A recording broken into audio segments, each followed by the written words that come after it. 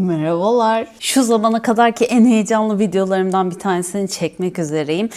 Bu sefer ben sizin evlerinize ziyarete geliyorum, misafir oluyorum ve ben sizin koleksiyonlarınızı izliyorum. Ben ve diğer bütün seyirciler, izleyiciler gerçekten çok heyecanlıyım.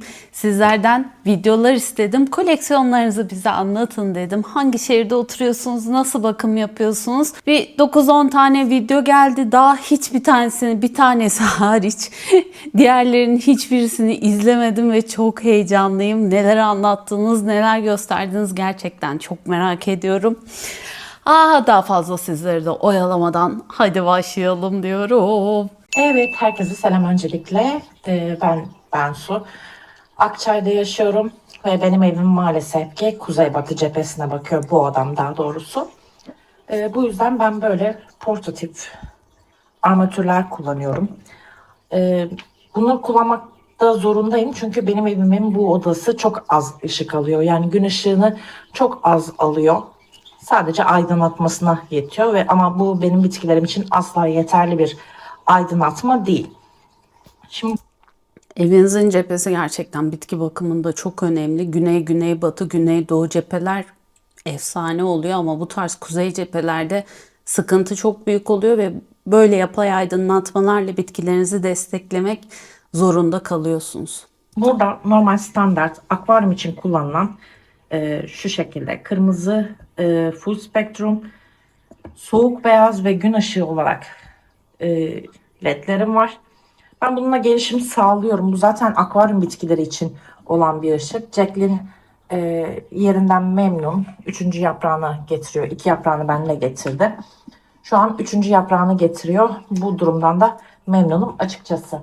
Şimdi bir diğer ledim bar led diye geçiyor. Bu yanlış hatırlamıyorsam 1 metrelik. Bana hep soruyordunuz illa grow light mı olmak zorunda diye. Bu akvaryum ışıklandırmasını kullanan çok fazla kişi var ve çok memnunlar. Burada da gözlemleme şansımız oldu. Süper oldu. Ya da 1,20'lik bir bar led. Bunun altında benim alokasyalarım var. Çoğu özel tür olan alokasyalardan yani poli dışında. Herhangi bir şekilde problem yaşamadım. Şu şekilde eğer odaklarsa yeni yapraklarını da getirmeye devam ediyor. Işığa doğru büyümeleri de devam ediyor. Herhangi bir problem yaşamazsınız. Çünkü bu 6500 Kelvinlik bir ışık değeri. Bu da bitkilerin ihtiyacı olan Tabii ki bu Kelvin 6500 Kelvin hani bitkiler için kullanacaksanız mükemmel bir tecrübe bilgisidir bu. gün ışığını almalarını sağlıyor. Bakın yine bir bebeğim gelmek üzere. Haznesini oluşturmuş. Bu dediğim gibi bu da gün ışığını taklit ettiği için bitkiler bunun altında yani 6500 Kelvin altında mutlu mesut yaşıyorlar. Bir diğer önerim de bu şekilde modül ledler olabilir. Bunlar modül led diye geçiyor. Mercekli modül led diye de geçenler var. Burada da yine benim birçoğu özel tür. Mesela Maranta Variegatım var. Hala variegatlık almaya devam ediyorum. Standart tip Syngonium Green. Hemen arkasında Syngonium Milk Konfeti, Zeze, işte deve tabanı ve potos gibi türlerim de var ama herhangi bir problem yaşamıyorum. Yani küçük bir öneri olabilir aslında sizin için. Evet, çok başarılı değil mi? Yani az ışığımız var, bitkin büyümüyor vesaire sorunlarından bahsediyorsunuz. Aslında bitkinin büyümemesinin en büyük sebeplerinden bir tanesi ışık eksikliği oluyor genelde. Yani şu an bende de evim güney cephede olmasına rağmen daha içerilerde yapay aydınlatmalarla bitkilere destekte bulunuyorum. Çünkü çocuklar kendi enerjilerini bu fotosentezle üretiyorlar diyeyim ve fotosentez içinde en önemli şey tabii ki ışık kaynağı. Sonraki videomuza geçelim. Çok teşekkür ediyorum ben Su. Ellerine sağlık bu arada 2-3 kere çekti. Bir tanesini 15 dakika çekmişti. Ben Su dedim videoyu sana mı ayırayım? Sonradan daha kısa, daha böyle minnoş minnoş bir video yolladı. Çok teşekkür ediyorum. Evet Büşra Hanım. Bakalım ne yollamış? Merhabalar, burası benim çiçeklerimi yetiştirdiğim odam. Burada suda beklettiğim, suda büyüttüğüm bitkilerim, büyüme aşamasında olan bitkilerim var. Bu tarafta da alokasyalarım. Sabrina o değil mi? Ben yok yaşatamadım yani ne kadar güzel büyümüş farkında mısınız Sabrina? Yani öyle mi aldın kuzum bilmiyorum ama ellerine emeğine sağlık. Philodendronlarım.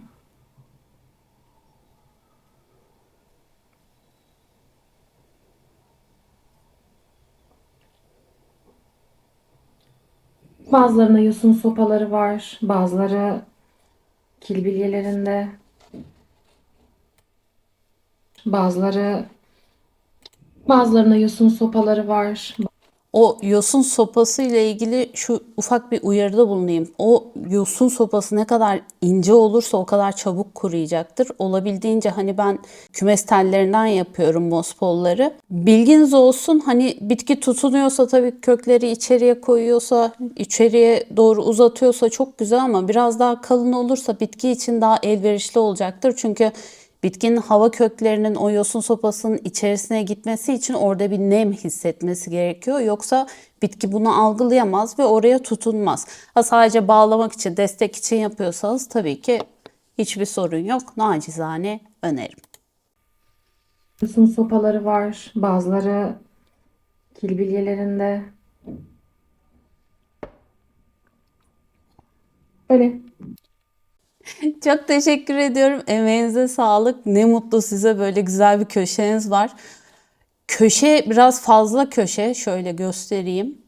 Aa yok tamam duvar çok büyük değilmiş. Şuradaki alan acaba dedim hani çok büyükse buradaki bitkiler ışık alamaz mı filan. Cepheyle şeyi de hangi şehirde olduğunuzu da yazarsanız aşağıya çekinmiyorsanız yorum yapmaktan çok sevinirim. Elinize emeğinize sağlık. Şimdi izleyeceğiniz video özellikle dedim ki Elif benim için bu videoyu çekmek zorundasın ama Elif de gaza gelen arkadaşlardan ve 18-10 dakika 19 dakikalık bir video çekti.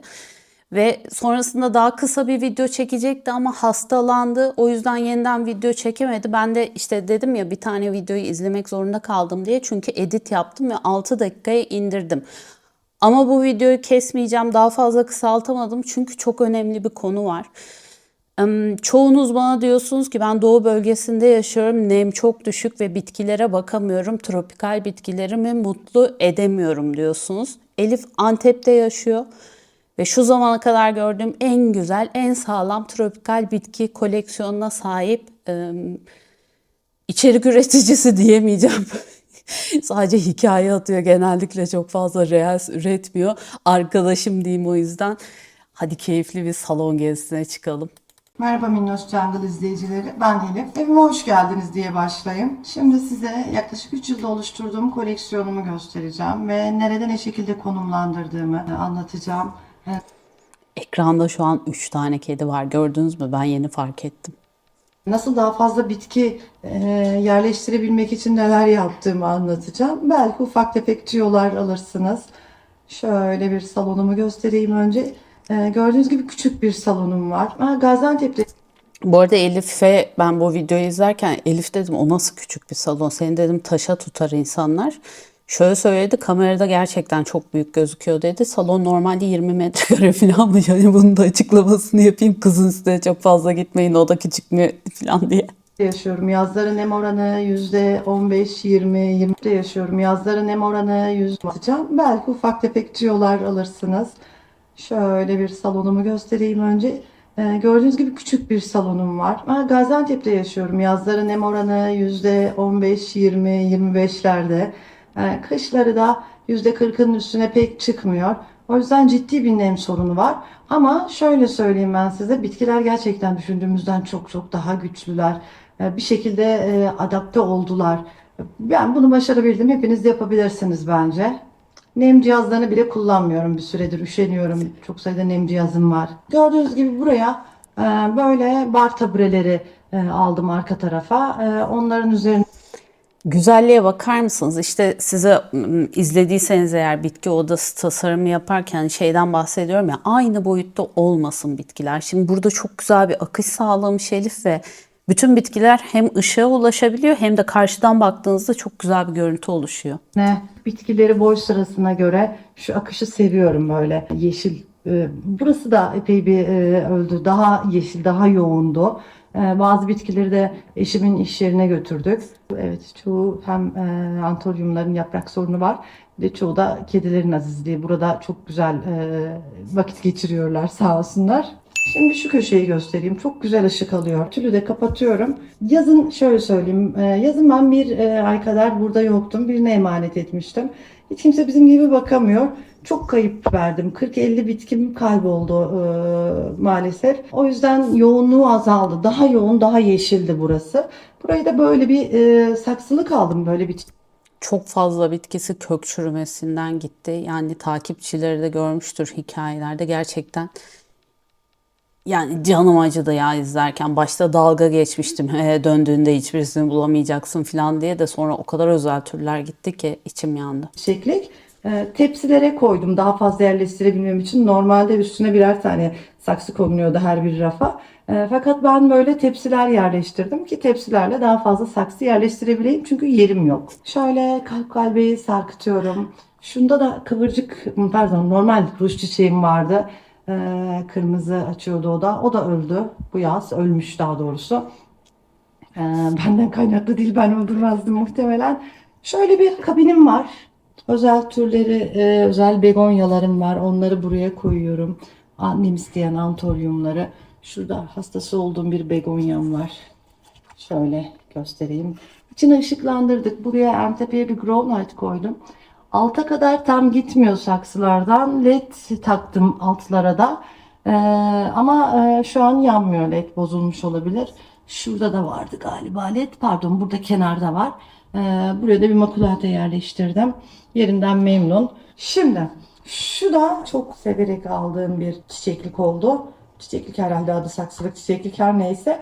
Onu da en alta sarmaşık. Aslında bitkilik olması gerekiyor da çiçeklik olarak satılıyorlar. Çiçek değil, bitki. Çiçek verilen o hani üreme organlarının bulunduğu şey organı olarak bitkini düşünebilirsiniz ama bunların hepsi bitki. Epey bir yaprak gitti sarmaşıklardan. Normalde şuralar hep yaprak doluydu. Şöyle bu sarmaşığı da buna doladım ve yukarıya doğru gidiyor. Şu yoğun yeşil görüntüyü çok seviyorum. Güzel. Şöyle göstereyim. Biraz potosta kaybım var. Yaprak kaybım. Sonra şunu şöyle oturayım ki kamerayı da çok oynatmayayım sizin için. Daha Elif'e zorla reels çek, reels çek diyorum. Ya uğraşamam ben o kadar diyor. Bu videoları çektikten sonra bu arada daha mutfak falan da çekti de onları yayınlamayacağım. Ya Ezgi dedi video çekmek eğlenceli işmiş. Umarım reels de çekmeye başlar. En azından şu koleksiyonu bizlere göstersin Instagram'da. izlemesi keyifli olsun. Şimdi şu camdan güneş batarken çok güzel ışık alıyor ve öğleden sonra ikindi vaktinde de çok güzel ışık alıyor. Buraya çok güzel ışık geliyor. Fakat şu iki rafı yerleştirdim ben oraya, televizyon üstüne. Bitkiler biraz ışığın üstünde kalıyor ve haliyle gördüğünüz gibi aşağıya doğru uzama, büyüme eğilimindeler. Özellikle şurada jölepiye var. Çok sevdiğim bir filodendron. Böyle yakınlaştırmadım. Şöyle göstereyim. Çok gerçekten hastasıyım bunun. Bu, şu biliete var filodendron. Bunlar tırmanmak istiyor, mospol istiyor fakat mospol koyacak yerim yok. O yüzden ben de bu şekilde bakıyorum bunlara. Şu ışığı göstermek istiyorum burayı da size. Işık gitmeden. Batarken bu karşı taraf çok güzel ışık alıyor gerçekten. Şuraya da kadar yaz aylarında ilkbahardan başlıyor yaza kadar, ilkbahar sonundan şu kısma kadar çok güzel güneş alıyor. Orası apaydınlık oluyordu. Bu mevsimden sonra ışık direkt yavaşlayarak bu tarafa doğru gidiyor ve kaybolacak bir süre sonra. Kışın kaybolacak. Gördüğünüz gibi benim kedicikler Bunlarla da epey bir zorlanıyorum. Kapı sökmek harika bir fikirdi gerçekten. Daha fazla bitki aldım. Şu kısmı kullanamayacaktık mesela kapıyı sökmeseydik. Hatta kapı şuraya kadar evet açılıyor. Şöyle açılıyordu. Bu kısım olmayacaktı. Kapıyı söktük ve burası böylece her şeyi daha fazla bitki yerleştirebilmek için. Bunlar burada. Bu arada bazı spotlara full spektrum lamba aldık ve çok Abi verdiği fikirler, tavsiyeler o kadar başarılı ki yani spota bitki büyüme lambası takmak mükemmel, efsane. Benim evde spot yok ama spot olanların aklında olsun ve kapıyı sökmek. Bayıldım. hoş havalarda kışın onları açıyoruz. İşe giderken sabahtan açıyorum akşama kadar olabildiğince en azından böyle yukarıdaki bitkiler için aydınlanma olur, ışık sağlar. Maalesef şu alokasyaların boy uzatma olayını bir türlü çözemedim. Şu ışıkları da anlatayım ben size. Bitkilerin boyunu yani yaprak çıkaracağı o dalı uzatmasının sebebi aslında ışık eksikliği ve ışığa ulaşma isteği. Geçen videolardan bir tanesinde göstermiştim. Alocasia Freyda'yı ben dışarıya koydum. Evet, direkt güneş ışığı almıyor ama dışarıda olduğu için o dalları o kadar kısa gelişmeye başladı ki evdeyken ben onları bağlamak zorunda kalıyordum. Çünkü kafasını aşağıya doğru sarkıtıyordu. Sizin de aklınızda olsun. Bu raflara da böyle grow light'lar koyduk ki ışığa ihtiyaçları oluyor. Özellikle şu alttakiler ışıksız kalıyor. Şu araya grow light koymamışız, led koymuşuz. Epey bir iş görüyor yani. Çok hatta şöyle bir bakalım. Yaprak verme. Bu arada o pembe ışıklar var ya arkadaşlar, eskiden minnoş pavyon derdim, hatırlarsınız belki, Instagram'da geyiğini çevirirdim bunun.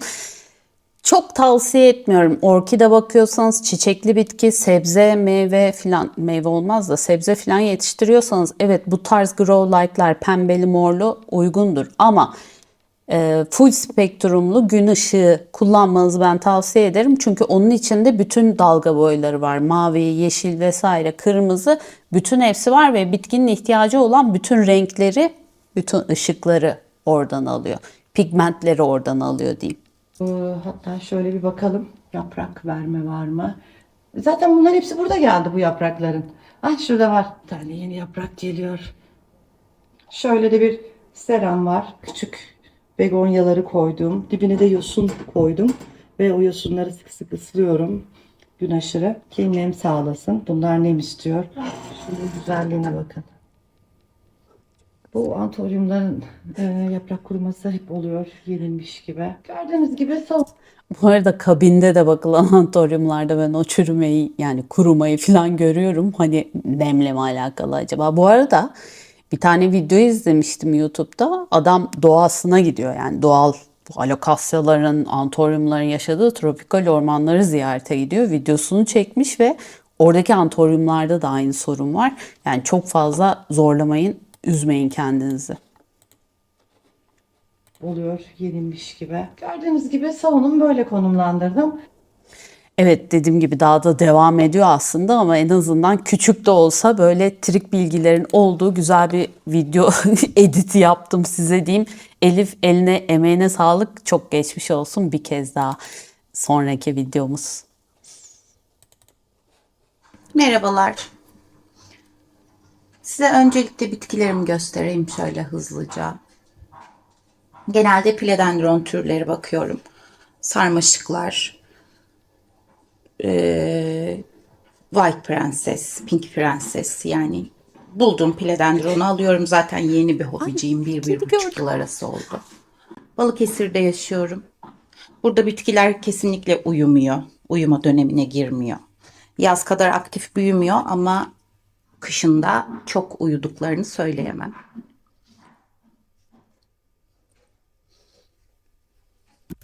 Evde kedi ve kuş beraber yaşıyor ya, süper, bayıldım. O kediyi ısırmak istiyorum, benim için lütfen ısırın. Eski bir sukulentçiyim aslında ama taşıma döneminde nakliye şirketi bayağı hasar verdiği için çoğunu kaybettim. Kalanını da beyefendi yedi strese girip. Çok fazla zehirli var iç mekan bitkilerinde. Lütfen onlara özellikle dikkat edin. Hani böyle bu tarz bitkileri yiyen, özellikle evde çocuklarınız varsa, tüylü tüysüz, 4 ayaklı 2 ayaklı fark etmez. Ona göre düzenlemeler yapın.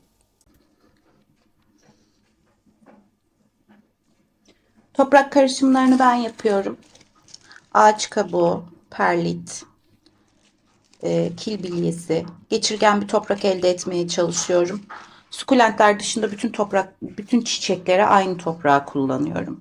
Yaz döneminde altlarında şöyle su kapları iş görüyor. Çünkü buranın havası nemli bir hava. Çok da kuru bir havası yok. Ama kışın şu şekilde buhar makinesi kullanıyorum.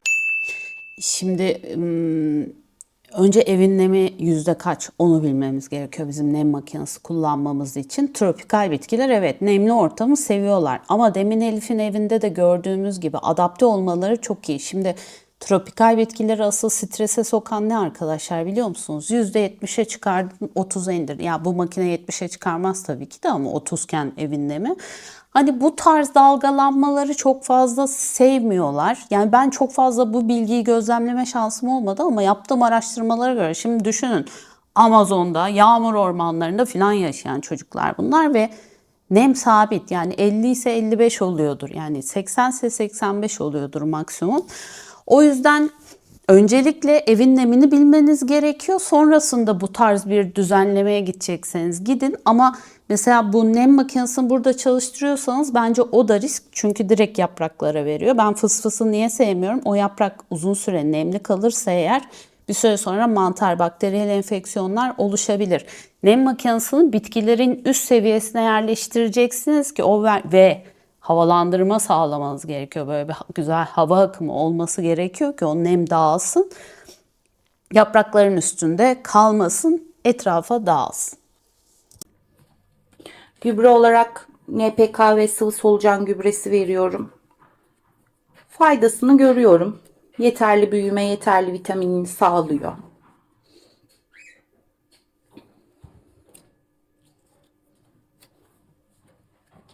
Küçük bitkileri alıp kendim büyütmeyi tercih ediyorum. Emek vererek büyüttüğüm zaman daha hoş oluyor benim için. Yani şu boydan bir yılda şu boya geliyor. Şöyle göstereyim. Aslında mum çiçeklerini pek sevmiyorum ama yaprakları hoşuma gittiği için bunlar evimde var. Daha çiçek açtıramadım. Eğer açtırabilirsem büyük bir ihtimal mum çiçeklerine de geçiş yaparım. Ben dışarıya koydum mum çiçeğimi. Orada çiçek açtı. Hiçbir şekilde evde açmıyordu. Baktım açmaya da devam ediyor. Evdeki mumları oraya yolladım. Şurada bir tane kocaman var. Onu da dışarıya koyacağım büyük ihtimalle.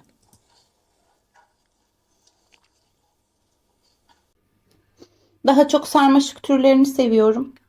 Onların büyümesi daha hızlı ve daha kolay olduğu için, bakımları daha kolay olduğu için genelde hep sarmaşık türleri var. Öyle yosun sopasına falan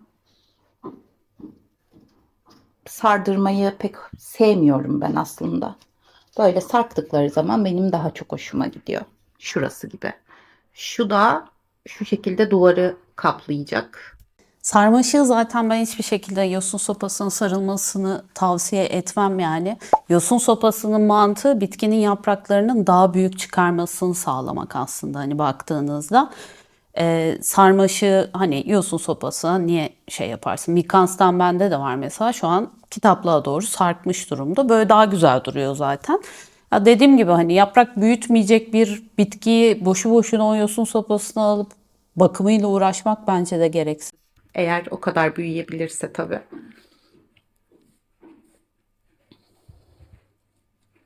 Ev çok güzel ışık alıyor bu arada. Son zamanda singonyumları biriktirmeyi tercih ediyorum. Mümkün değil hepsinin her türünü alabilelim. Ama olanlar bunlar. 2 hafta önce hatta 1 ay önce 3 hafta kadar kırmızı örümcekle savaştık. En sonunda kimyasala başvurmak zorunda kaldık. Kırmızı örümcekle savaşımızda çoğu bitkim yapraklarını kaybetti. Ama tekrar yapraklanma dönemine geçtiler. Şu an havalar biraz daha serinlediği için daha aktif büyümedeler. Genelde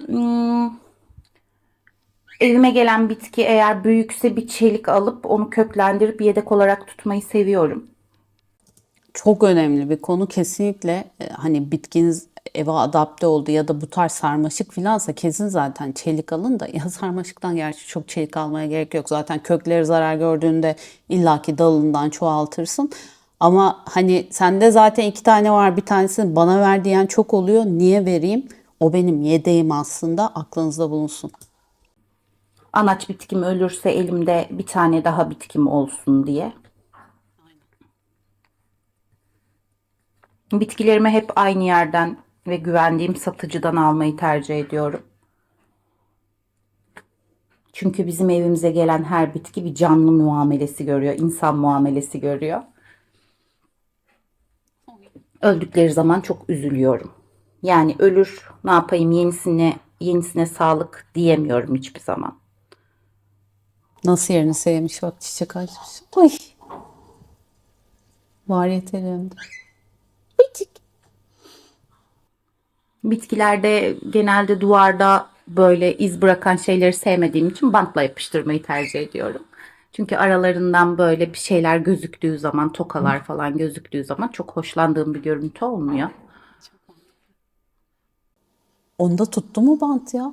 Ağırlık olarak. Bu kadar. Teşekkür ediyorum.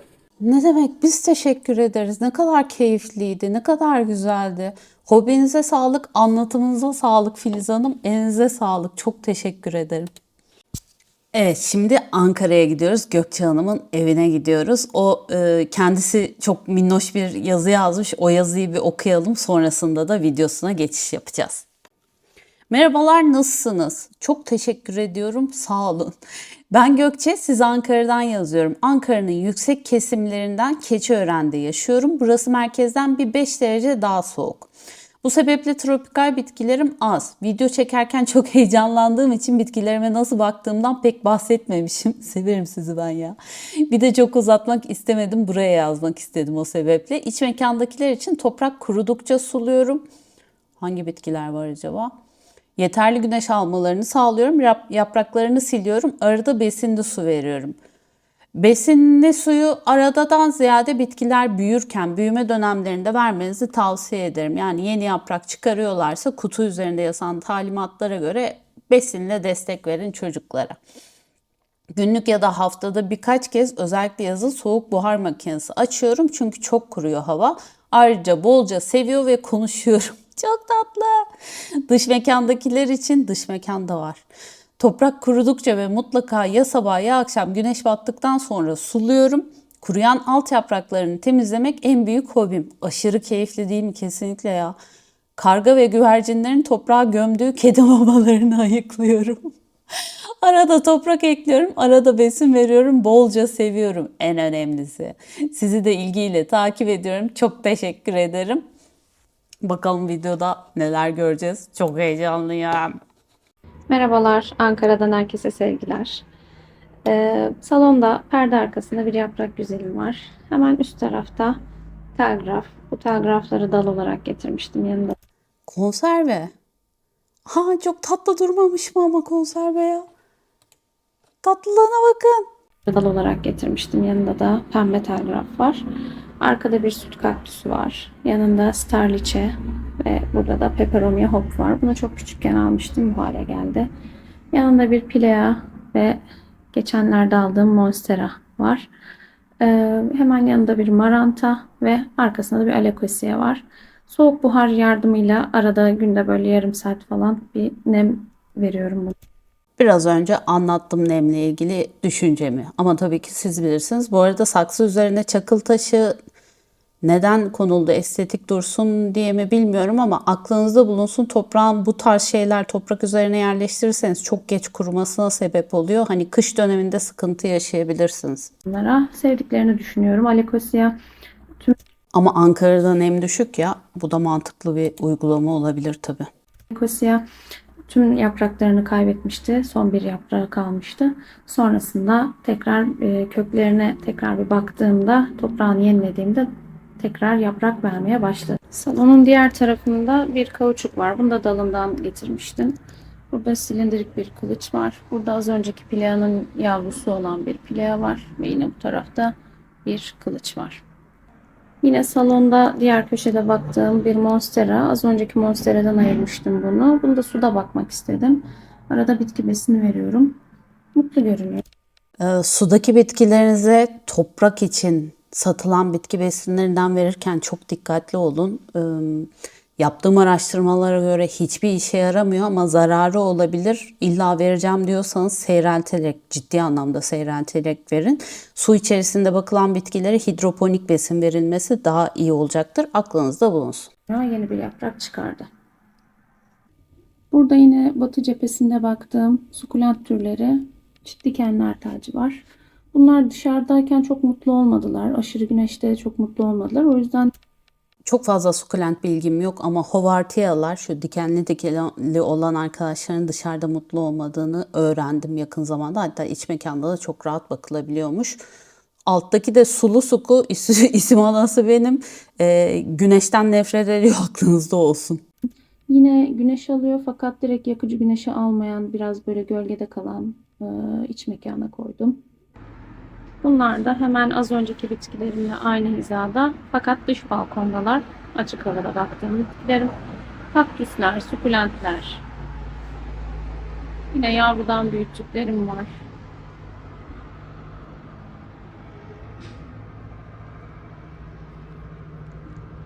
Bu şekilde güneşte kaldıkça ve soğuğu da aldıkça renkleniyorlar. Burada kalançolar var.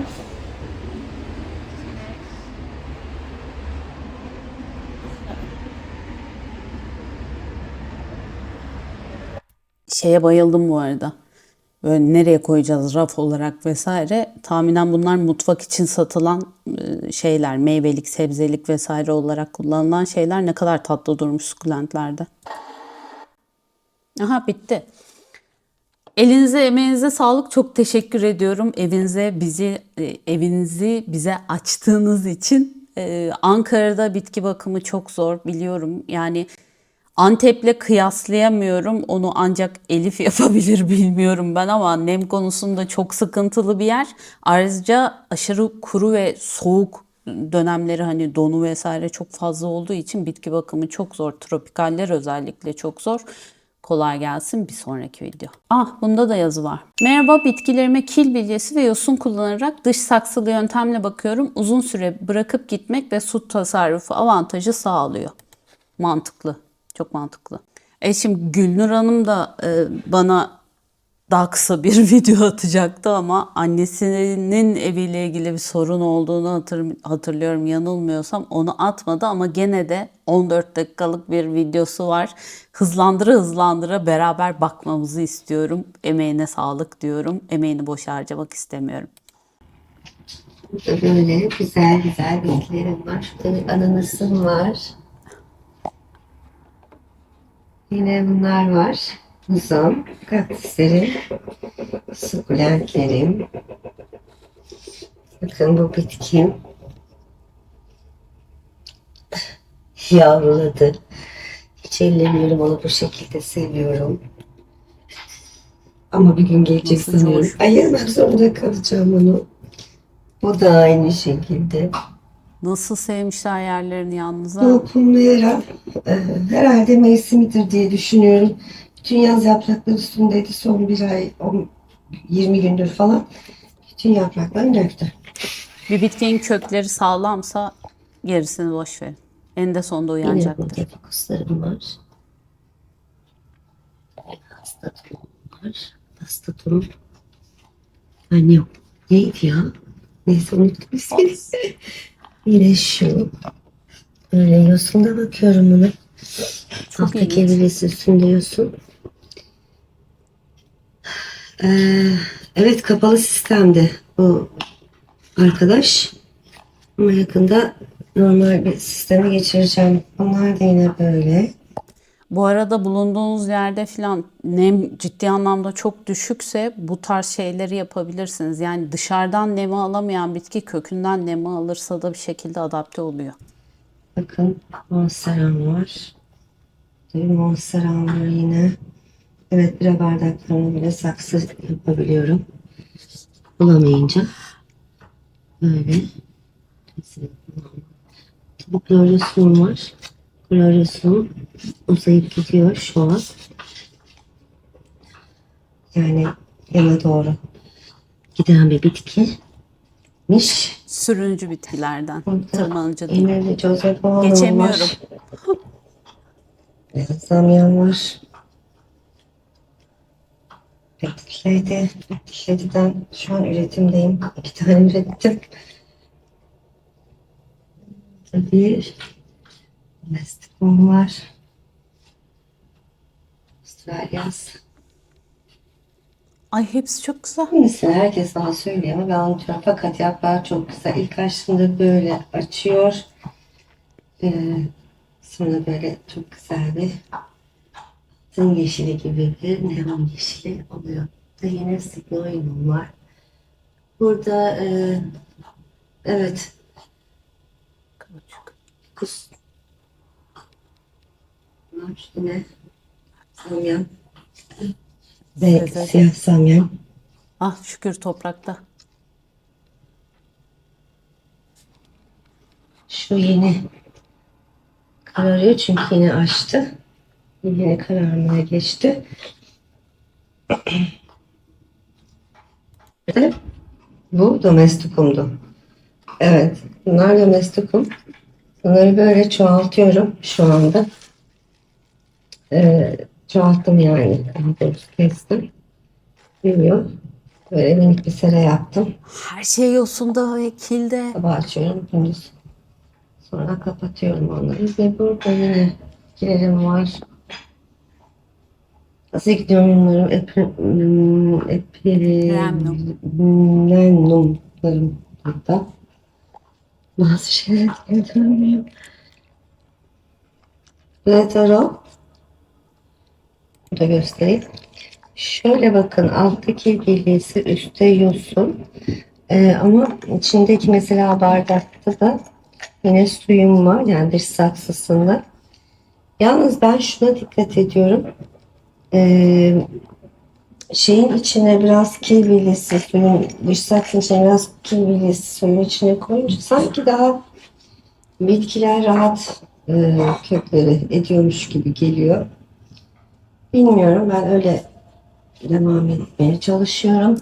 Sebebi şu olabilir, saksı direkt aşağıya değmiyor ya, böylece o saksının alt deliklerinden de hava alma şansı oluyor kil bilyesi olduğu için ve saksı yukarıda olduğu için. O yüzden kökler daha sağlıklı gelişiyor olabilir. Burada yeni bir White Wizard var. Bakın çok güzel bir o da. Burada böyle.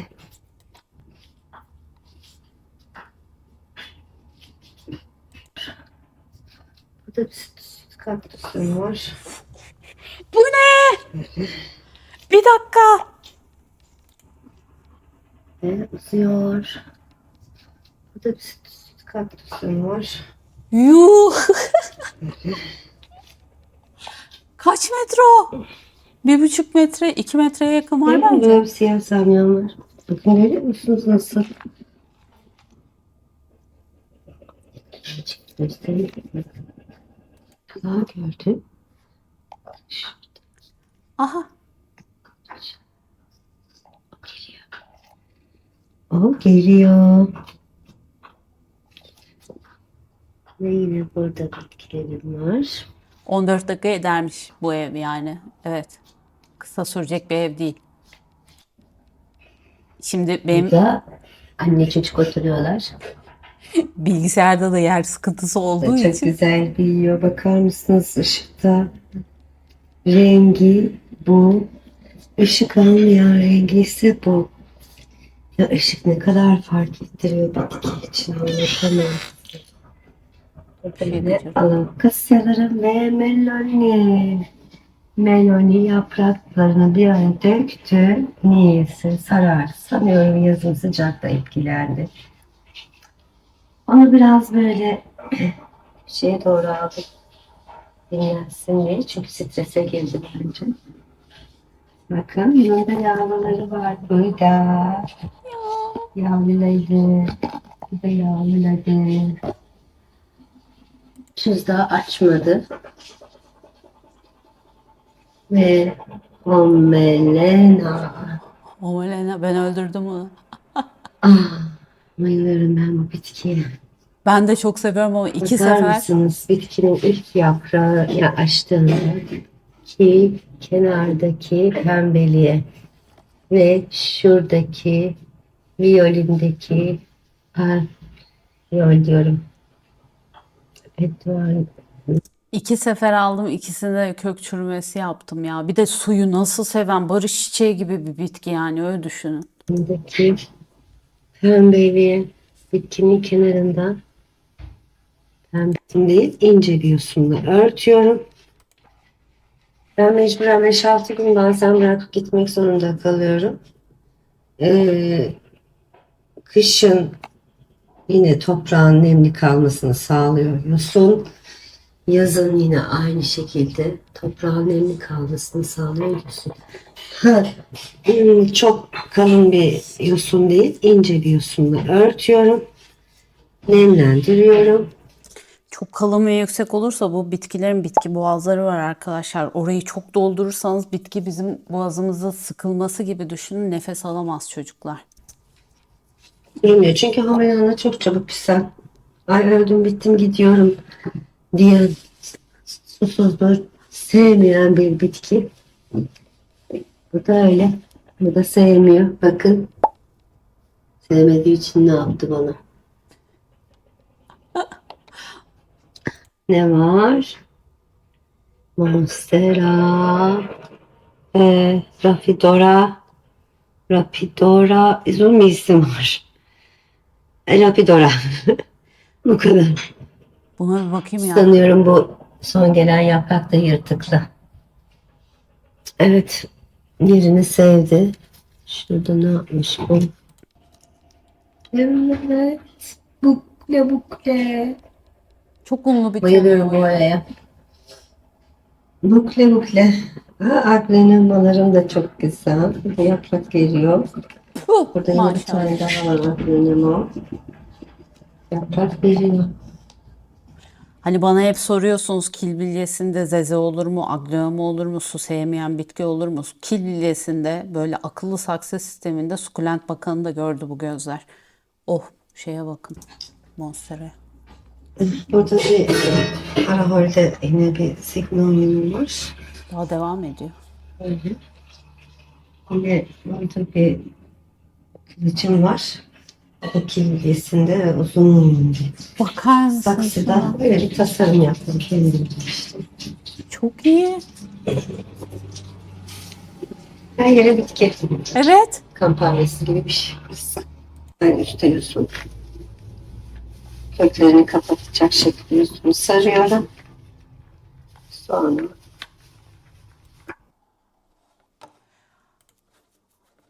O neydi arkadaşlar ya? Çok iyi değil mi Gülnur Hanım? Elinize sağlık. Bayıldım, bayıldım, bayıldım yani. Çok fazla bitki var. Emek az sanki değil mi? Daha çok sabır var sizin işinizde. Çünkü kille yosun olduğu zaman aman toprağını sulayayım, gideyim sulamasını yapayımdan ziyade altındaki su bitmesin paniği oluyor sadece. Ben çok yaptım çünkü onu, bir bakıyorum kilin içine su koymayı unutmuşum filan. Süpersiniz. Bayıldım. Bir sonraki video Hacer'im. Merhabalar, ben Gaziantep'ten Hacer Acar.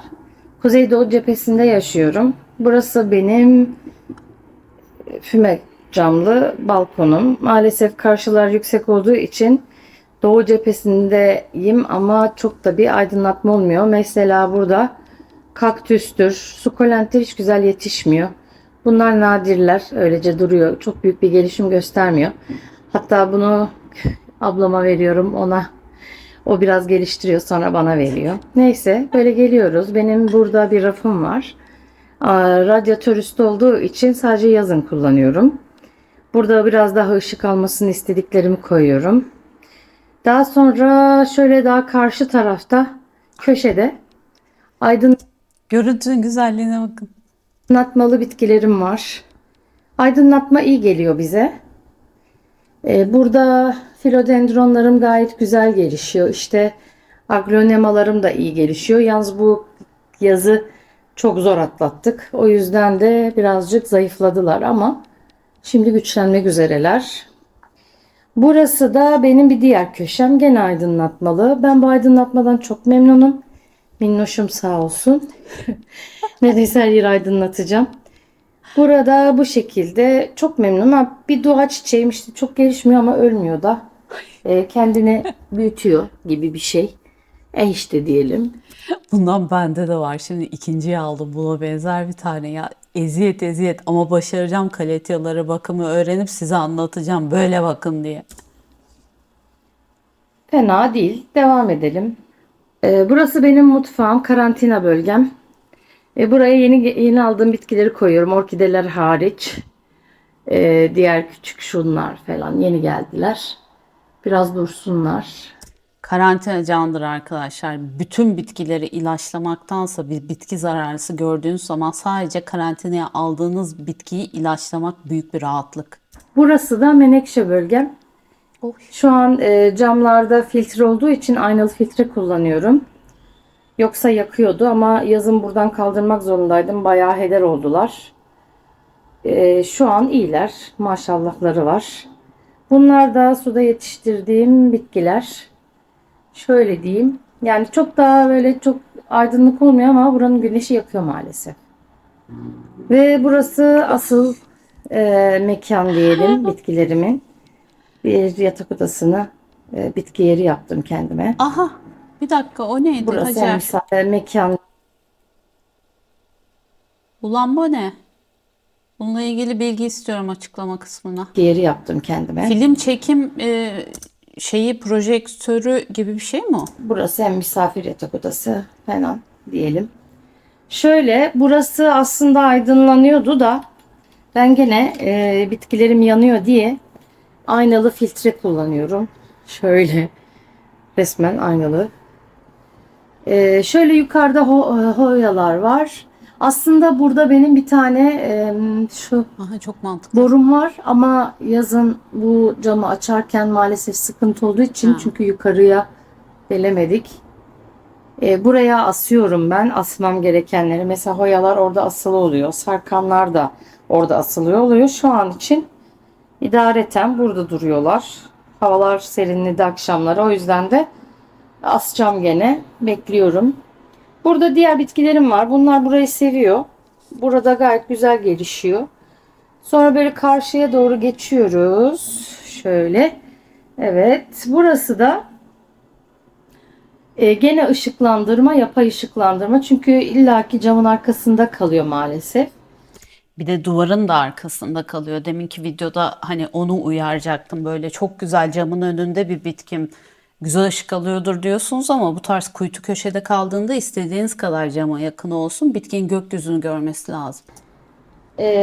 Şurada çok aman aman şey beklemeyenler, ışık almayanlar. Bir de dediğim gibi bunların hepsi şu aşağıda bulunanların hepsi asılacak. Maalesef şu an asamıyorum. Bunlar gayet güzeller. Işık çok işe yarıyor. Mesela şu Ring of Fire'ın yaprağını görüyorsunuz. Ve şöyle ve şu inanılmaz güzel gidiyor. Bilmiyorum ben bu yapay ışıklandırmadan oldukça memnunum. Ve hiç beklemediğim şekilde bir beyazlıkla monsteram var. Bu şekilde. Umarım beğenmişsinizdir. Hacer'im eline sağlık, emeğine sağlık. Gerçekten yani bayıldım ben. İlk defa gördüm senin evini. Çok uzun zamandır konuşuyoruz karşılıklı olarak ama gerçekten çok güzel. Kolay gelsin. Evet, sıradaki takipçim. House of Yeşil. Merhabalar, ben Emrim, Minnoş'un takipçileri. Siz beni daha çok House of Yeşil olarak biliyorsunuz. Bunlar da benim bitkilerim. Burada bir büyük Monstera albo İlk defa bir antoryumun yapraklarını bu kadar sağlıklı görüyorum. var. Kendisi bir vazo ve saksı düzeneğinde şöyle ev yapımı bir düzenekte suda artık köklü şeklinde büyüyor. Burası da benim ağırlıklı olarak alakasya köşem. Büyüme lambaları var. Burada size gösterebileceğim devasa bir Alakasya heterophilia dragon spread, işte ejderha nefesi denen var. Ben genellikle ponda bakıyorum alakasyalarıma. Böyle de bir köşem var. Bu da benim kendi pon karışımım. Reddit'te delinin biri orijinal ponu almış, bir güzel taşlarını saymış. Aynı videoyu ben de izleyip onun üstüne pon videosu çekmiştim. Orada da bahsetmiştim. Ben de oturdum o videoyu izledim. Sonrasında oradakine göre pon karışımı yaptım ama ponu hiç sevmiyorum. Ve oranını bulmuş. Ben de ondan kopyaladım. İçinde zeolit, lav taşı ve pomza var. Ülkemizde zaten gayet uygun olarak satılıyor. Kendim karıştırıyorum. Güzel, tekrardan yıkayabiliyorsunuz. Kaynatıp temizleyebiliyorsunuz.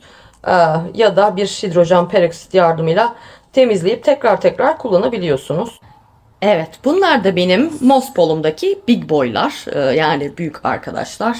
Bu arada Sydney Plantkay'ın videosunu izlerken House of Yeşil'in videosuna denk geldim. O da yani ondan gördüm zaten bu tarz şeyi. Çok hoşuma gitti. Ben de yapmak istedim tepki videosu şeklinde.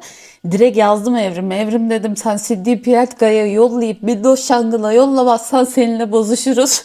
Hemen dedi, çekiyorum yolluyorum, sen iste yeter ki, canımsın sen. Bu benim Glorious ve 2 tane ayrı direkt artık. Bu yanındaki de neredeyse artık benim boyuma Sodroy yaklaşan bir Philodendron Sodroy. Bu da Mospol'da. Bu şekilde. Burada da birkaç tane minik var. Ortada bir tane Splendid'im var. Yanında da bir Mystery dediğimiz bir Philodendron'um var. Evet, bu şekilde beni dinlediğiniz için çok teşekkür ediyorum. Canımsın sen ya. Çok teşekkür ederim beni kırmadığın için ve bu güzel bitkileri bizimle ve bilgileri bizimle paylaştığın için. Emeğine sağlık. Evet. Sonraki Muhanna Hanım demiş ki, ismimi söylemenize sorun yok. Sizi çok seviyorum. Çok teşekkür ederim. Gerçekten merakla şimdi videosunu izliyoruz. Öncelikle sizi çok seviyorum. Teşekkür ederim güzel videolarınız için. Çok şeyler öğreniyorum. Genel olarak böyle benim bitkilerim var. Şöyle koltuğun her iki tarafına. Ya arkadaşlar, bazen siz de özlüyor musunuz bilmiyorum bu tarz minimalist ve sade evleri. Şimdi ben bütün videoların ilk birkaç saniyesine baktım, videoda sorun var mı falan diye. Şu görüntüyü görünce içim bir gitti. Salonu öyle yapayım dedim, olmadı, geri bütün bitkiler geldi. Bayıldım şuranın şeyine, sadeliğine ve simetrisine. Diffenbahiyalarımı koydum. Onu orada çok mutlu görüyorum. Zaten doğu ışığı oluyor. Şurada bir tane büyük bir balkonum var evde. Doğu ışığı alıyor. Balkonum soğuk olduğu için Ankara'dayım. Koyamıyorum balkona. Ama orada çok mutlu. Geldiğinden beri 3 tane yaprak vermiş. Bu daha yerine alışamadı. Hiç kıpırdatmıyorum sizin dediğiniz gibi. Öyle bakalım sevecek mi? Şu bitkiden 2 tane var. Şu çok hasta. Burada ünlü bit oldu. 3 tane gövdesi vardı. İkisini kaybetti. Bu da bayağı bir köklerinden çoğu çürümüş. Sağlamları da var. İşte bunlar falan uzuyor ama hasta mı, gidecek mi, kalacak mı bilmiyorum. Gövdesi hala sert. Toprağını falan biraz değiştirdim. Yanlış bir şey yaptım ama toprağında da bit olur diye korktum. Ya benim takipçim bu. Yani bütün videolarımı izleyen takipçim. Muhanna Hanım'la ben ilk defa bu mesajla konuştum bu arada. Gizli takipçilerim diyorum ben bu tarz takipçilere. Bir bitkide bitki zararlısı varsa evet köklerini kontrol edin. Hani unlu bit köke de gidiyor ama o söyledi zaten, köklerine bulaşmayın. Bitki zaten streslidir. Onu tam söyleyecektim. İzlediğini söyledi. Yerim ben sizi ya. Korkmuştum, o yüzden baktım. Burada kauçuk bitkim var. Bu da annemden gelmiş. Çok mutlu değildi. Şöyle bayağıdır yaprak açmaya çalışıyor ama yapamıyordu. O yüzden hemen toprağını değiştirdim sizin dediğiniz karışımlara göre, işte öğrettiğiniz şeylere göre. Şuradan bir tane minnacık yandan yeni bir yaprak vermeye çalışıyor. Bu da yerini sevdi. Şurada seralarım var. Ankara'da yaşıyorum. Hava çok nemsiz. Ay bir saniye, bu nasıl tatlı bir görüntüdür. Benimki minnoş pavyon oluyor ama burası... Ha, o nasıl güzel. Akvaryum mu o? Sanki akvaryum. Bayıldım görüntüye. Nemsiz. O yüzden mecbur tropikal bitkileri şöyle özel çok nem isteyenleri şöyle bir cam seranın içine koydum. Burada potosum var üstünde. İşte mor kalem bitkim var. Bu da adını unuttum. ZZ plant diyorlar. Yani daha yeni geldi. Bilmiyorum yerini sever mi sevmez. Az bir şey ışık alıyor buradan ama hemen hemen şu köşem karanlık oluyor. O yüzden burada yapay bitki yetiştirme lambaları koymuşum bunlara. Karetam çok mutlu. Bu seranın içinde. Buradan göstereyim.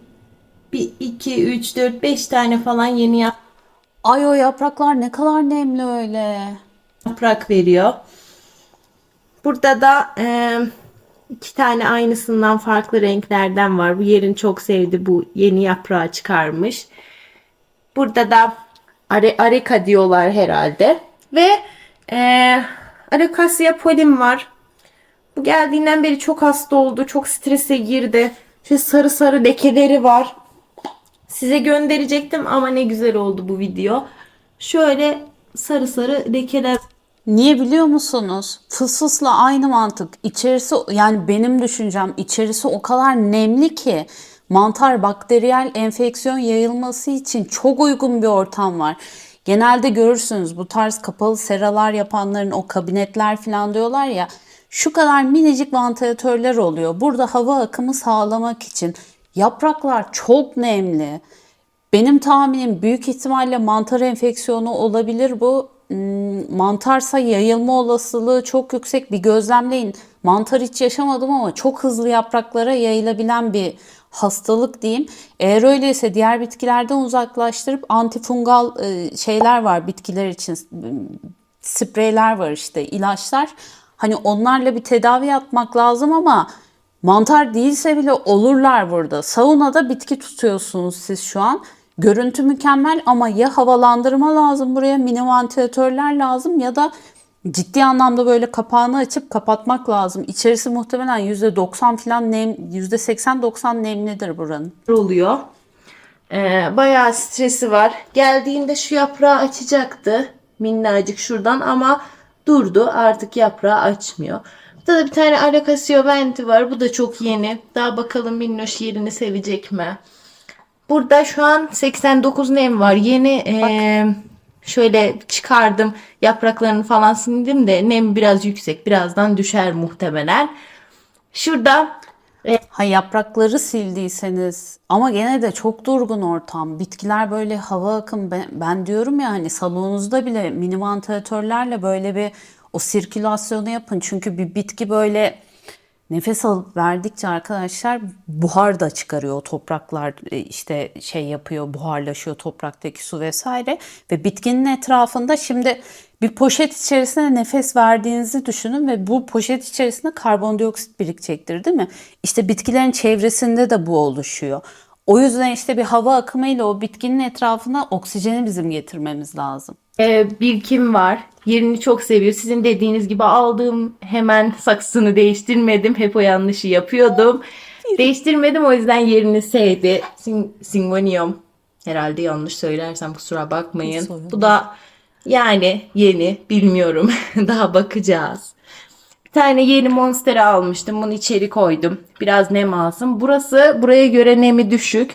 Bir %50 falan ama burada %70 nem oluyor. Şunlar da suda. Minnoşlarım daha kök atacak.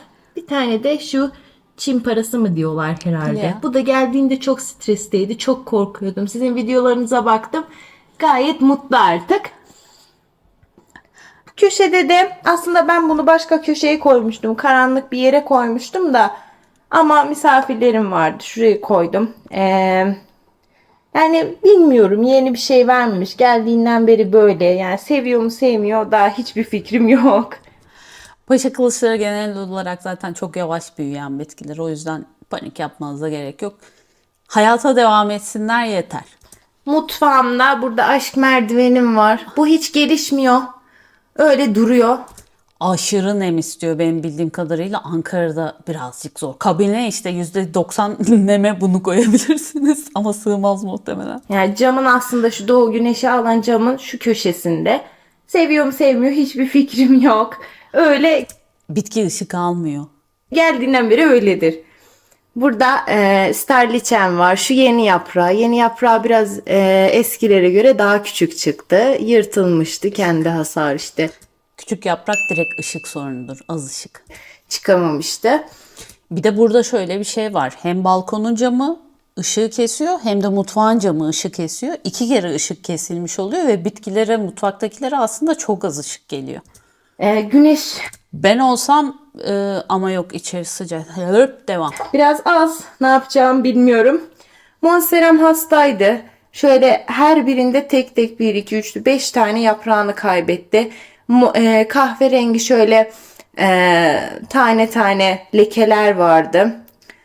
Mantar sandım. Toprağına bakayım dedim. O sıra biraz değiştirdim. Değiştirdiğimden sonra toprağa şöyle bir tane minnacık yaprak vermeye çalıştı. Diğerlerinin hepsini kestim artık. Çünkü hepsi hastaydı yani. Bu tarz bitkilerinizde çok fazla yaprak kaybı olduysa sulamaya çok dikkat edin. Şimdi 5 tane yaprağı olan bir bitkinin o topraktaki suyun nemi kullanmasıyla tek yaprağının, hele ki açmamış tek yaprağının olan bitkinin kullanması arasında fark olacaktır. Komple bütün toprağı ıslatmanıza bile gerek yok. Bu tarz bitkileri sularken çok hafif suyu gerekirse gezdirin. Hani kökün olduğu yerler bir güzel suyu alsın. Ama onun dışında dikkat, köpçürmesi yaparsınız. Ölüyordu. Burada da yetiştiriyorum şu minnoşları. Hepsinin kökü var. Alocasia polim hasta diye şurada bitki yetiştirme ışığı çok çirkin gözüküyor. Hastaydı, kök çürümesi yaşar mıyım diye bakmak istedim. 4 tane soğancık düştü. Şu şekilde ektim soğanları. Biri burada, biri şurada, diğeri burada. Bu herhalde biraz Ya bir şey diyeceğim, %99 nem şeyde yoktur. Yağmur ormanlarında yoktur. Aklınızda olsun. Çok fazla. bir şeyler vermeye başladı. Bir tanesi de burada. Sonra sorun ne oluyor biliyor musunuz? 99 neme alışıyor. Sonra siz onu çıkarıp atıyorum salonun herhangi bir yerine %50 neme bile koyduğunuzda çocuk şok yaşıyor. Yani o adaptasyon sürecini çok dikkatli geçirmeniz lazım. Suladım. %99 gibi nem. Çok mu bilemiyorum. Bitki yetiştirme ışığı koydum 12 saat. Mutlular. Benimkiler böyle. Teşekkür ederim. Ya ben sizi yerim. Bayıldım. Çok teşekkür ediyorum ama o nem konusuna birazcık gözünüzü seveyim dikkat. Kimi nemsizlikten şikayet eder, kimi de böyle bol bol nemi buldu mu %100'e kadar çıkarır. Dikkat. Sıradaki. Ya bu çifti çok seviyorum. Merhaba, biz Deniz ve Selçuk çifti Instagram'dan Saksıda Yeşil, Akvaryumda Hayat kanalı kısa videomuzu gönderdik. Çok teşekkür ediyoruz. Size selamlar, saygılar. Takip etmenizi tavsiye edeceğim bir sayfa daha. Abla merhaba. Abla merhaba. Böyle senin videolarını izleyerek daha güzel bitkilerin sahibi olmuş bir haneyiz. 3 dakikalık videolar serisi vardı senin için. Geçen paylaşımında söylemiştin. Onu gönderelim dedik şöyle evimizdeki bitkilerle birlikte. Şöyle bizim salonu bu şekilde göstereyim. Ay, Işık olayı bizde 2 tane camda var. mükemmel bir şey. Yani akşam böyle bir güneş alıyoruz. Şu bölge alıyor. Değil mi? Şurası alıyor. Burası alıyor. Komple alıyor burası. Şurası alıyor. Bir de sabah buradan alıyoruz. Buradan az vuruyor mu? Tabii onun için bu köşede de mecbur bitkilerimiz var ama bizim buradaki avantajımız akvaryum üzerindeki, bitkili akvaryum üzerindeki aydınlatma. O aydınlatmalar güneşin dalga boylarını, ışık dalga boylarını en yakın yansıtan bir armatür. Onun için burada bitkiler onun sayesinde çok sağlıklı yetişiyor. Bunların hepsinde tek tek çok büyük bir emekler var. Ya Evet, bu Tayland'dan geldi. çocuk gibi olmuyor mu ya? Çocuğumuz bunlar aslında bizim. Çok pardon. Ay, Var. Evet, bu Tayland'dan gelmişti.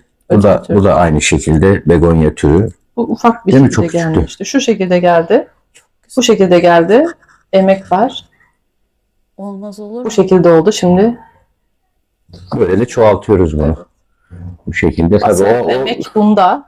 Bu bize aynen böyle bir dal ama küçük bir dal olarak geldi. Biz bunun tek tek yaprak açmalarını seyrettik yani çocuklarla beraber. Bir tane açtı, iki tane açtı, üçüncüyü açtı kaç kişiye derken verdik ama. ve birçok kişiye de bundan çelik verdik. Hazır videodayken abla bak bu çiçek açıyor, koparalım mı kalsın mı?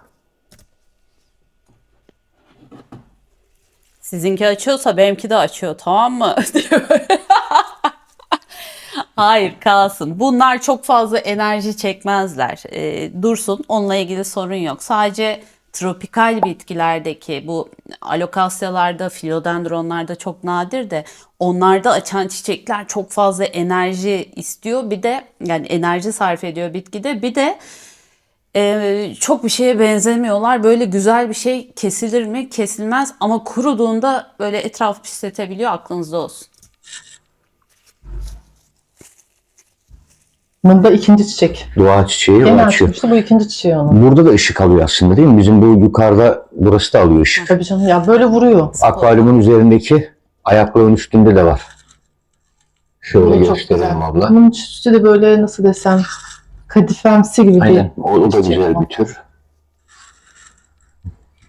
Normalde dış mekan ama burada değil mi? Bu bir şey Mustafa değil miydi ya? Parlak Mustafa falan sallıyor da olabilirim. Güzel oldu bu. Bu da geldiğinde çok küçüktü. Bu da bu üstüne boy attı. Yaptık Ufacıktı üzerine, o, onun evet. üzerine dal verdi. Ufacık. Çöpten bulduğumuz hangisiydi? Çöpten. Bu. Abla ona geleceğiz. Bak burada bizim bir kedimiz var. Bak bu şekilde bütün koltukları, Haylaz bir kedi. bütün koltuğu sahipleniyor. Bu da oyuncağı. Onu da yanından ayırmıyor. Onun yüzünden şey yaptık.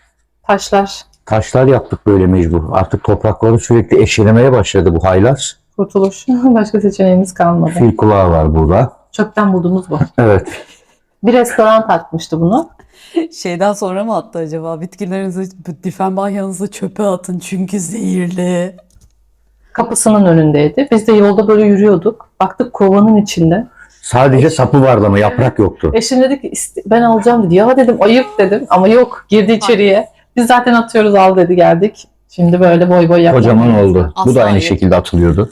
Asla ayıp değil. Alın arkadaşlar. Beleş bitki buldu mu alacağız. Tabii ev taşınıyordu. Atmışlardı ama kesip atmışlardı. Evet. Biz de 2 dal aldık onu köklendirdik. O da bayağı. O Kaç da kişiye de verdik. Kaç kişiye verdik. Bak Evet. burada da var. Süpersiniz ya. Buyur abla. İşte bu kedi. Bak bu sefer de bu yaprağımızı yemiş. Ah ya. Haylazımız. Ya tam hatırlamıyorum da zehirli bitkiler de var orada, aklınızda olsun. Bu odayı kapatabiliyorsanız ama işte yapılmıyor değil mi? O da evlat sonuçta. Bir çare bulmak lazım ya. Ya masa üstüne Monstera zehirli miydi? Değil yanılmıyorsam ama masa üstündekileri, bu ulaşabildiklerini bir araştırıp ona göre bu akvaryum tarafına falan almaya çalışın çıkamayacağı yerlere.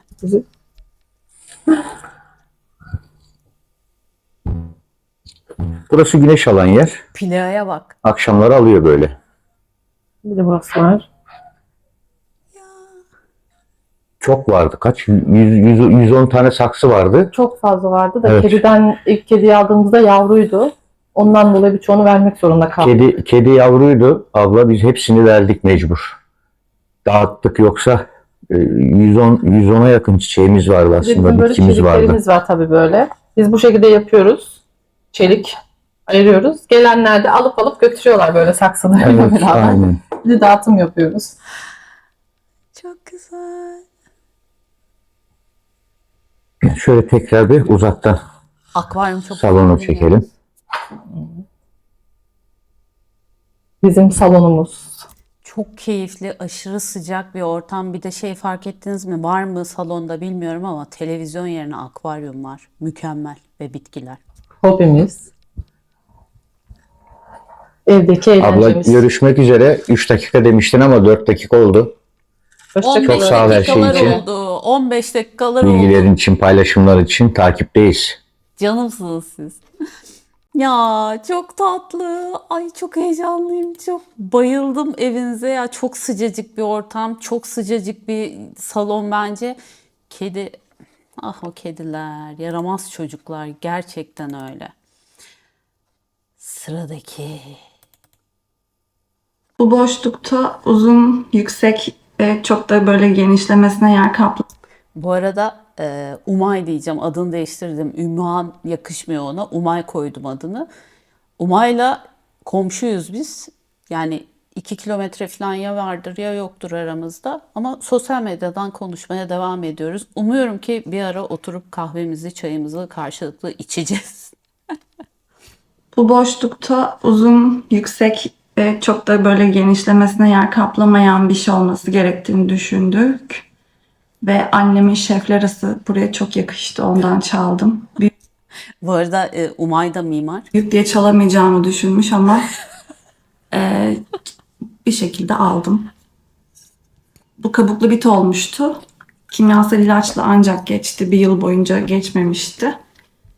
İlaçladıktan sonra yeni filizler vermeye başladı. Ben de budadım. Biraz gürleşsin diye. Çünkü yaprakları çok döküldü ve çok seyrekleşti. Burayı dolduruyordu bu normalde. Burada yine büyüklü küçüklü bir sürü sağdan soldan aldığım şeyler var. Biraz da sukulent var ama bunlar iç mekanı asla sevmiyorlar. Hiçbir şekilde iç mekanda sukulent olmuyor. Çok az sulamama rağmen çürüyorlar. Hava akımı istiyorlar. Yetmiyor buradaki hava ve güneş. Burada alokasyam var. Bu da yaprak vermeyi bıraktı. Çok sürekli yaprak veriyordu ama herhalde dinlenme döneminde çünkü kökü falan her şeyi sağlam gövdesi. Yani kauçuğun bakımını bilmiyorum. Toprağı kurudukça suluyorum. Suyu çok sevmiyor diye biliyorum. Ara ara böyle kurudukça suluyorum. Keyfi de yerinde. Şeflere de aynı şekilde çok aşırı su sevmiyor ama suyu da seviyor. Bu da suyu sevmiyor diye biliyorum. Para ağacıydı herhalde bu da. Burayı sevdi. Son zamanlarda biraz yaprak sarartmaya başladı ama bir yıldır hiçbir tane bile yaprak sarartmamıştı. O yüzden canımı sıkmıyorum. Normaldir artık bir yerde bir tane yaprak döksün yani. O da onlar. Bunlar da zaten ışık vesaire hiçbir şey beklemeden büyüyorlar diye biliyorum. Sadece şöyle 2 tane daldı bu. Bunda bir çalıştığım yerden bir tane dal almıştım. Bu şekilde çoğaldı. Ama bir yıl bekledi böyle çoğalmak için. Bu arkadaşların da bakımını bilmiyorum. Sadece suyu çok seviyorlar. Bir sulamazsam hemen bu hale geliyor. Yani bir gün bile dayanmıyor susuzluğa. Yaprağını Öncesi sonrası gibi olmuş. böyle soldurtmuyor. Direkt yaprağını kurutuyor susuz kalınca. O yüzden sürekli dikkat etmek gerekiyor. Bu suyu seviyor. Bundan bana çok alın dediniz. Yeni aldım. Tecrübe edeceğim. Anlatacağım. Al anlat diye ricada bulunduğunuz bir bitki alıyorum ilk defa. Sürekli toprağına bakıyorum. Hep nemli tutmaya çalışıyorum. Çünkü toprağı kuruduğu zaman hemen bu yapraklarını düşürüyor. Bir de kırmızı örümceğe yatkın diyorlar. O yüzden korkuyorum ve sürekli kontrol ediyorum. Bu arkadaşı da yine müşterimden almıştım. Kendi aldıklarım hep ölüyordu. Bu yani ya ışığını tutturamadım ya bir şeyini bilmiyorum. Burada çok mutlu, gayet güzel büyüyor. Burası en az ışık alan yer. Ay güzel. O yüzden buraya bir şey koymaya korkuyorum. Ama buradaki bu salon sarmaşıkları coştular. Yani hiçbir yerde bu kadar mutlu değillerdi. Daha önceki hiçbir konumlarında. Burada aşırı mutlu oldular. Böyle saksısı gözükmüyor artık. Bu büyümüyor. Böyle duruyor sadece. O yüzden bunu dışarı alacağım. Aslında dış mekanda olması gerekiyor. Sadece içeriye biraz bir şeyler aldıkça dışarı çıkarabiliyorum. Bu büyük bir alokasya vardı. Onun yavrusu. Lucky bana herhalde. Barış çiçeğini de annemden aldım. Balkona bırakmıştı. Bendekilerin hepsi hep çürüyordu. Annemden aldığım nedense yaşıyor. Hep öyle olur. Çalıntı bitkiyi bir. Yaprak güzelini de yeni aldım.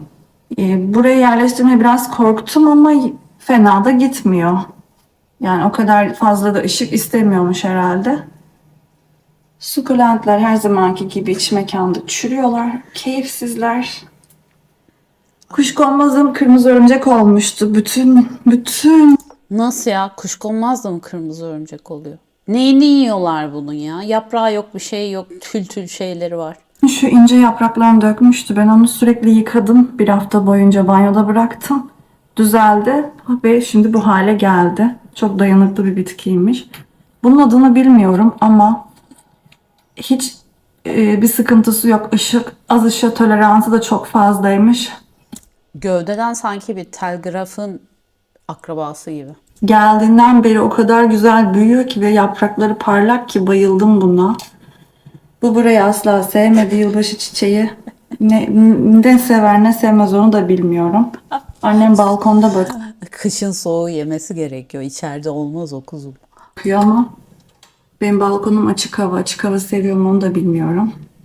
Bunu da annemden aldım, köklendirdim. Bir şey diyeceğim. Annenin evini gezmiyoruz diyor şu an. Kadının bütün bitkilerini almış. Yani buradaki çoğu bitki mutsuz aslında. Çünkü çoğu sukulent ve az ışıklı bir yerde. Onların hepsi değişecek zamanla. Begonvil aslında iç mekanda olmayacak bir şey. Ama buranın dışarısı o kadar rüzgarlı ki. Dışarıda yaprakları parçalanıyor rüzgardan. O yüzden onu içeride bakıyorum. Zaten buranın pencereleri her zaman açık. Sürekli burada bir esinti var. O yüzden çok da Şu görüntüye bakmak istiyorum. Masanın üstünde çok iyi değil mi ya? Onları sulaması sorundur ama yani onları nasıl aşağı indirip... O bir de sürgün mü böyle tavana doğru giden? çok da sıkıntı olduğunu düşünmüyorum. Ama tabii dışarıda olunca çok daha yapraklı oluyor. Burada bir masanın üzerinde aydınlatma olarak biz bunu yapmıştık. Üzerine de böyle sarkan bitkiler koyalım dedik. Bir sürü şey geldi geçti oradan ama birçoğu memnun olmadı yerinden. Bayıldım. Şimdilik buradakiler keyifli. Halinden memnunlar. Hatta Hoyam çiçek veriyor.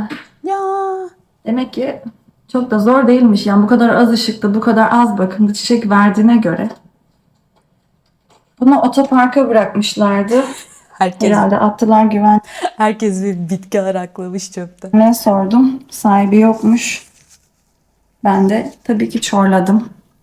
Bu deve tabanları da öyle. Bu kadar kocaman deve tabanlarını otoparktan çorladım. Gerçekten hala inanamıyorum. Burada da bir deve tabanım var. Yani bunlar yine bence suyu çok sevmiyorlar. Çünkü toprakları iyice kuruyunca su veriyorum. Ve yapraklarını da sürekli siliyorum. Sildikçe böyle yeni yaprak veriyorlar. Güzel.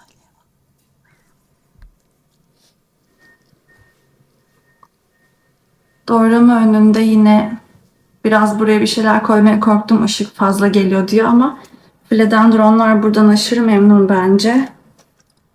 Çünkü 6 ay önce almıştım ve 2 katı kadar büyüdüler ve hiçbir sıkıntıları yok şimdilik.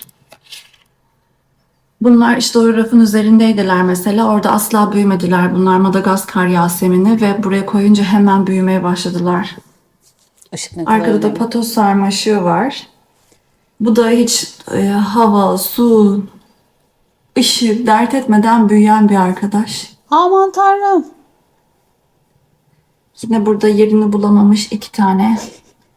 Bu dış mekan zaten diye biliyorum. Ama doğramı sürekli açık olduğu için dert etmiyor, büyüyor. Bu da koltuğun arkasındaydı ama ışığı az geldi bence.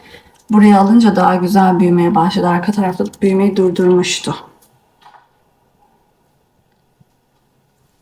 Güzelliğe bak. İç mekanım böyle. Yani ben çok fazla bakıma ihtiyaç duyan bir şeyler bakmıyorum. Çünkü başaramayabilirim. Çok yoğun bir çalışma hayatım var. Bunlar için de sürekli 1 saat erken kalkıyorum. Ya hayata göre, yaşama göre bitki seçmek, bitki bakımını ayarlamak ne kadar önemli. Bak kaç tane video izledik. Kim nasıl yaşıyorsa ona göre hobisini bir şekilde ama devam ettiriyor. Çok teşekkür ediyorum. Umay. Son video bir orkideci arkadaş dedi ki benim Mart ayında orkideler açıyor. Mart'tı yanılmıyorsam. Ben o zamandan video yollayacağım dedi. Video yollayabilir miyim orkide dedi. Hay hay dedim. Bir de orkidelere bakalım. Birazcık çiçek görelim yahu. Evet, tatil dönüşü çiçek kontrol zamanı geldi. Gündüz kontrolüne bir geçelim. Güzelliğe bak. Şurada hemen dikkatimi çeken aroma bir çiçeklerini dökmüş artık. Yapacak bir şey yok. Onun zaten fazla bile durdu. Zamanı dolmuştu. Şöyle bir bakalım genel hallerine. Her hikaye falan paylaştığında bana şey gibi geliyor. Bir satıcının yeridir burası ya. Yeni almıştır falan, öyle gibi durmuyor mu? Nasıl? Fena değiller. Keklerimiz güzel. Yaprak büyütüyorlar. Gelişsinler. Yerlerde dökülen çiçeklerimiz var. Artık görmeyi beklediğim davranış sistemi ya da haller bunlar. İlk açan çiçekler artık dökülüyor. Özellikle çiçek ömrü çok uzun olmayanlar, Equatris gibi. Bunlar artık dökülüyor.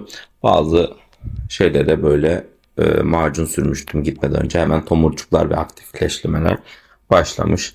Buradaki diğer boğumlarda da öyle.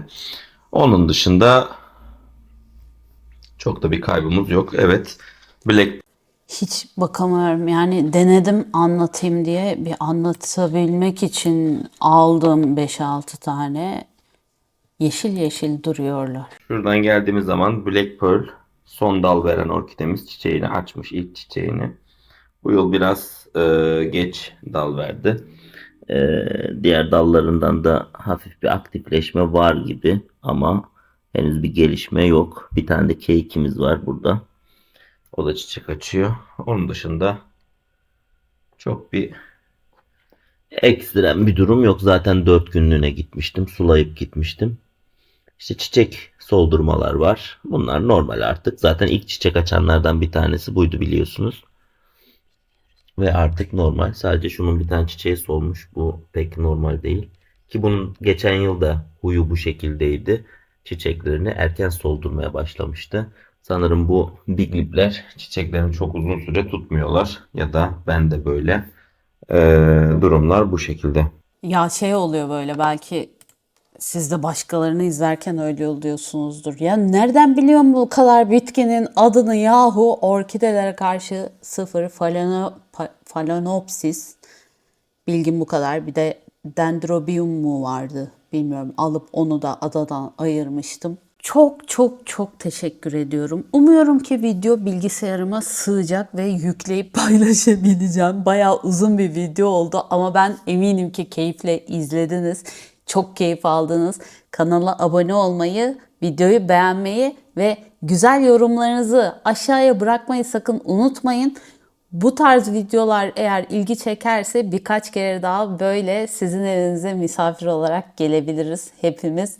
Hepinizi çok öpüyorum. Faydası bol olsun diyorum ve bir sonraki hafta görüşünceye kadar. Bay bay.